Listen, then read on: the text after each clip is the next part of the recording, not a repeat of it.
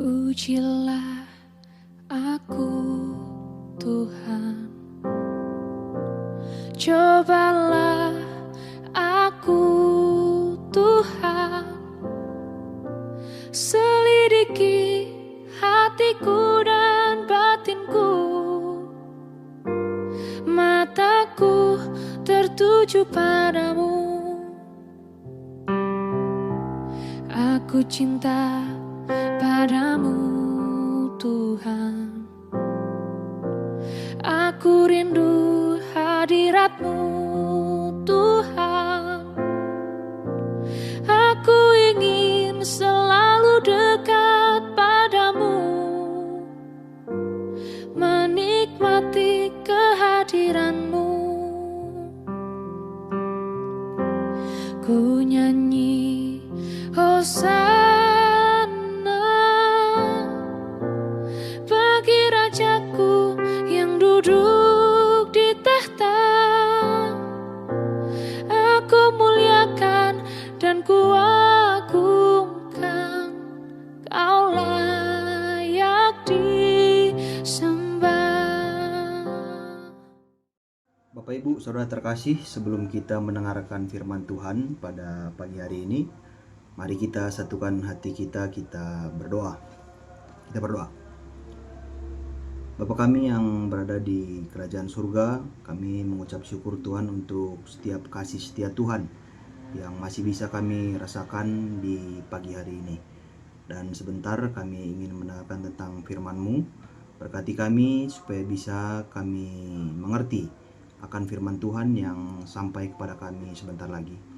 Tetap temani kami Tuhan dimanapun kami berada, supaya bisa kami rasakan kasih setia Tuhan tetap menemani dan menjagai kami.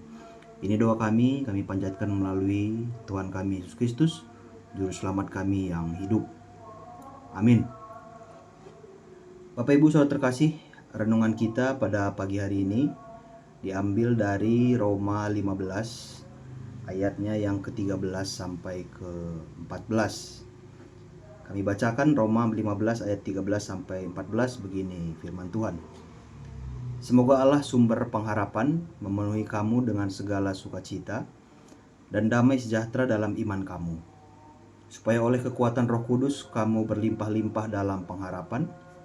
Aku sendiri memang yakin tentang kamu, saudara-saudaraku, bahwa kamu juga telah penuh dengan kebaikan dan dengan segala pengetahuan dan sanggup untuk saling menasihati. Sampai di sini pembacaan kita, Bapak Ibu Saudara terkasih. Dalam perjalanan hidup ini seringkali kita diperhadapkan dengan situasi yang membuat hati menjadi goyah. Kita percaya kepada Tuhan, tetapi kenyataan hidup tidak selalu berjalan seperti yang kita harapkan. Ada kekhawatiran, ada ketakutan, bahkan kadang kita merasa kehilangan arah di dalam kehidupan kita. Dalam kondisi seperti itu, firman Tuhan melalui Rasul Paulus memberikan sebuah penguatan yang sangat dalam kepada kita, khususnya dalam Roma 15 ayat 13 sampai 14 ini. Jadi di sini Paulus menuliskan sebuah doa yang indah. Kata-katanya, semoga Allah sumber pengharapan memenuhi kamu dengan segala sukacita dan damai sejahtera dalam iman kamu. Jadi kalimat ini langsung mengarahkan kita kepada satu kebenaran penting, yaitu bahwa Allah adalah sumber dari pengharapan itu sendiri.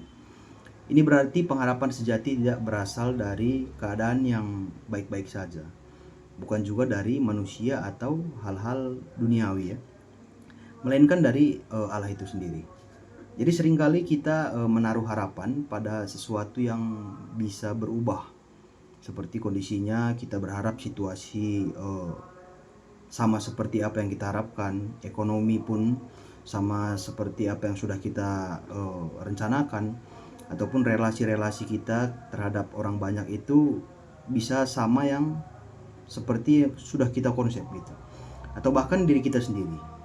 Jadi firman Tuhan ini di dalam Roma yang sudah dituliskan oleh Rasul Paulus mengingatkan bahwa pengharapan yang sejati hanya bisa ditemukan di dalam pribadi yang tidak pernah berubah, yaitu Tuhan itu sendiri.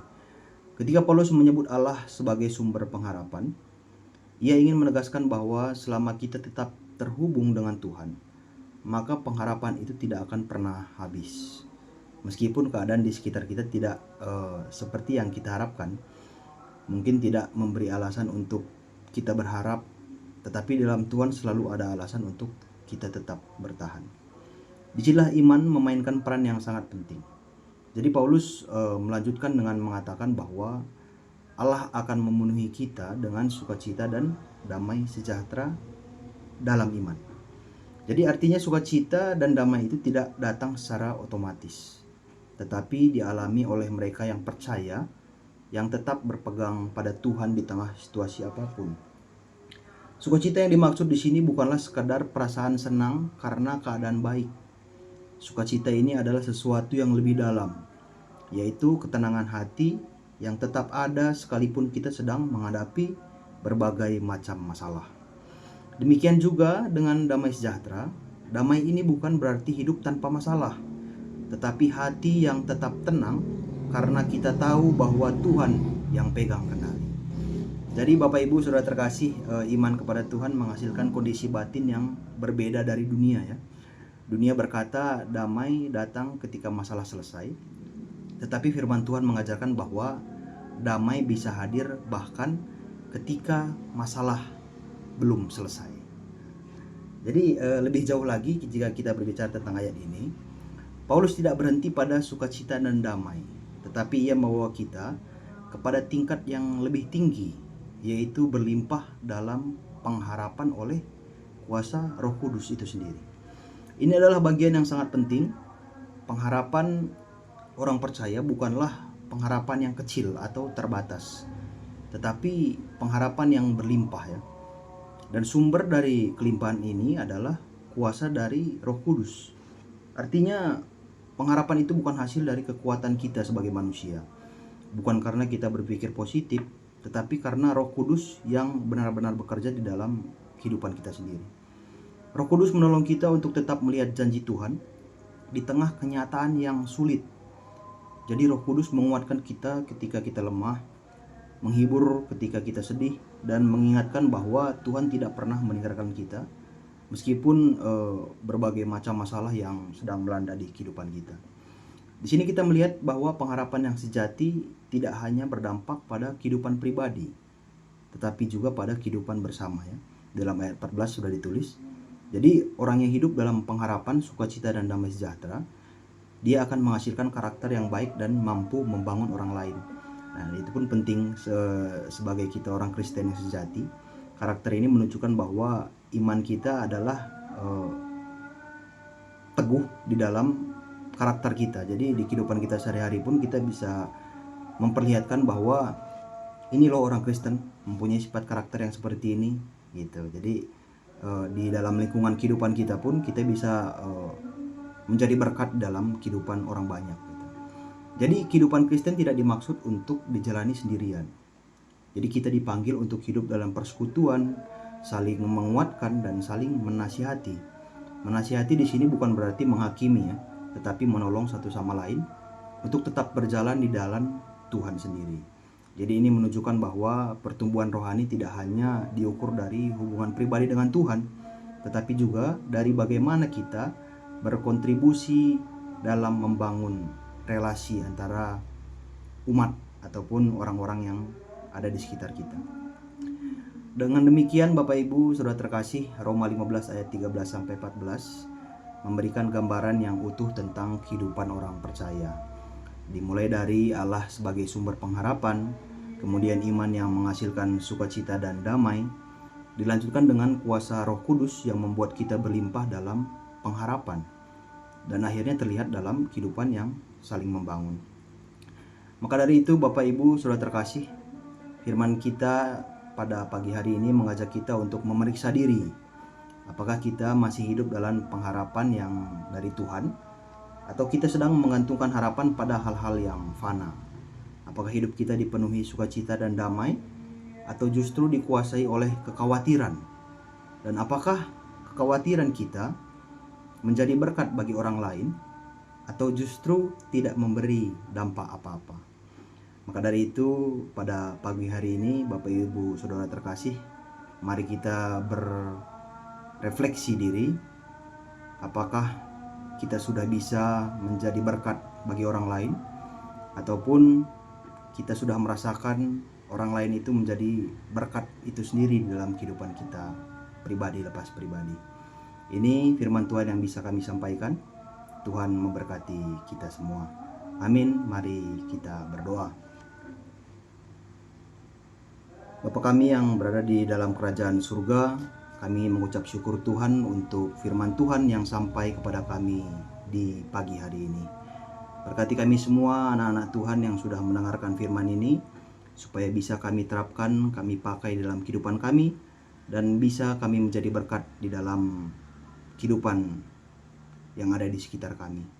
Begitupun Tuhan, pada pagi hari ini kami berdoa untuk gereja Tuhan GBKP Runggun Cilengsi, supaya Tuhan tetap memberkati pelayanan di tengah-tengah gereja Tuhan GBKP Runggun Cilengsi. Begitupun pendeta dan serayan Tuhan yang melayani di tengah-tengah gereja Tuhan ini pun tetap Tuhan memberikan semangat, Tuhan memberikan kesehatan supaya tetap semangat melayani di tengah-tengah gereja Tuhan. Begitupun semua jemaat Tuhan yang berada di GBKP Runggun Cilengsi. Tuhan memberkati kesehatan, Tuhan memberkati pekerjaan, dan semua rencana yang sudah dikonsep di dalam kehidupan, supaya Tuhan tetap memberikan jalan, supaya tetap mereka bisa merasakan Tuhan memberkati di setiap harinya. Ini doa kami Tuhan, kami berdoa melalui Putra-Mu Yesus Kristus yang sudah mengajari kami doa Bapa kami. Mari kita sebutkan bersama-sama. Bapa kami yang berada di dalam kerajaan surga, dikuduskanlah nama-Mu, datanglah kerajaan-Mu, jadilah kehendak-Mu di bumi seperti di surga. Berikanlah kami pada hari ini makanan kami yang secukupnya, dan ampunilah kami akan kesalahan kami, seperti kami juga mengampuni orang yang bersalah kepada kami. Dan janganlah membawa kami dalam pencobaan, tetapi lepaskanlah kami daripada yang jahat, karena Engkau yang punya kerajaan, dan kuasa, dan kemuliaan sampai selama-lamanya. Amin. Amin. Selamat pagi, Tuhan Yesus memberkati.